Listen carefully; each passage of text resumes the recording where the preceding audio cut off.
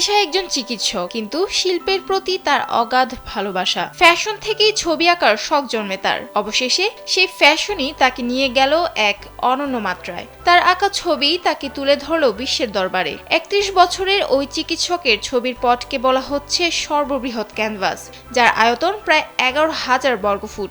ওই চিত্রকর্মকে স্বীকৃতি দিয়েছে Guinness book of world records কর্তৃপক্ষ। বহুল আলোচিত এই চিত্রশিল্পীর নাম ফোলা ডেভিড তোলারাম। তিনি নাইজেরিয়ার বাসিন্দা। তার ওই চিত্রকর্মে উঠে এসেছে নাইজেরিয়ার বিভিন্ন শ্রেণীর পেশার মানুষের চেহারা এবং নানা অঞ্চলের সাংস্কৃতিক বৈচিত্র্য।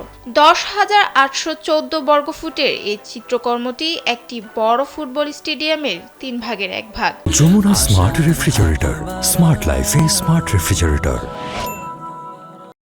শিল্পী তার চিত্রকর্মের নাম দিয়েছে দ্য ইউনিটি অফ ডাইভার্সিটি, বাংলায় বৈচিত্র্যের ঐক্য। তোলারাম কয়েকদিন ধরেই ৫,০০০ আসন বিশিষ্ট স্টেডিয়ামের ক্যানভাসে ওয়াটারপ্রুফ মার্কার দিয়ে চিত্রকর্মটি অঙ্কন করেন। চিকিৎসক থেকে শিল্পী হিসেবে স্বীকৃতি পাওয়া ডেভিড তোলারাম জানান, নাইজেরিয়া একটি বহু সংস্কৃতি সমৃদ্ধ দেশ। তিনি এমন কিছু তৈরি করতে চেয়েছিলেন যা বিষয়টি তুলে ধরবে। ছবিটি আঁকার আগে তোলারাম বিভিন্ন সংস্কৃতির অভিজ্ঞতা অর্জনের জন্য সারা দেশে ঘুরে বেরিয়েছেন। ছবিটি অঙ্কন করতে সেই অভিজ্ঞতায় সাহায্য করেছে বলে জানান তিনি।